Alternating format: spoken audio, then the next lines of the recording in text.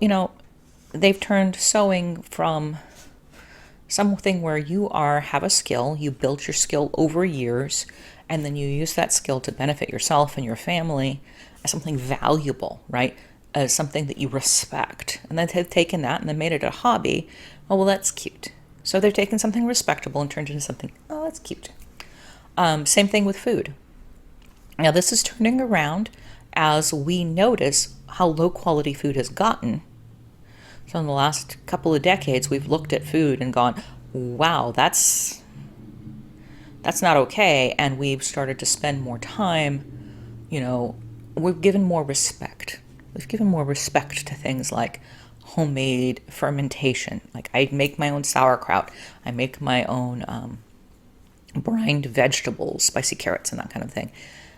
And that would have been really fringe 20 years ago. And now it's far more mainstream and people are like, oh, that's really cool.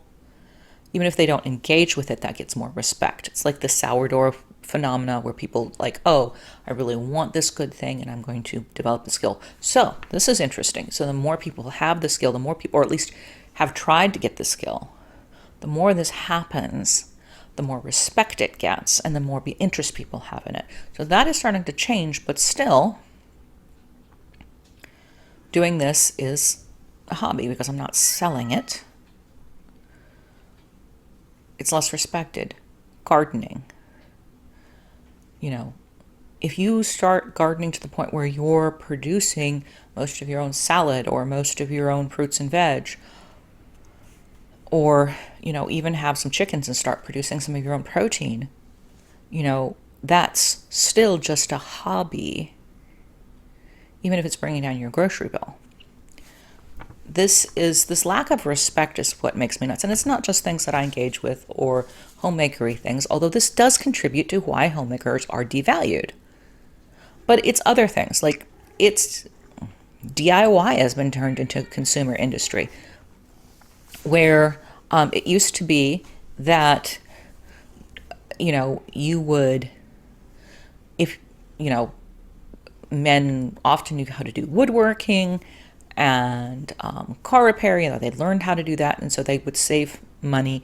Like they wouldn't try to do wild and crazy things unless they were skilled enough, but they'd make their own bookshelves and they'd make, a table, a simple table, and they'd, do their own repairs. And it was just kind of a thing that we did.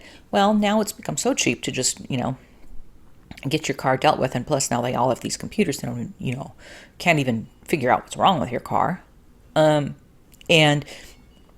furniture is also incredibly cheaply made. I have to look for bookshelves that are made of wood. And if you can see behind me, your girl here loads the bookshelves. Your girl here loads the bookshelves. I do not need plywood. Do not need particle board. Particle board and the way I load bookshelves do not go together. I need wood. And I have to look for them. This is the marginalization of productivity. We take it and we put it in this little place over there. Those people over there make the things. We don't make things. Or we make things, maybe we make things for fun, for a hobby, but we don't make things that we use or need. We don't have to make things. We don't engage that with our productivity. That's not something that we do. We've marginalized it. And it's not good.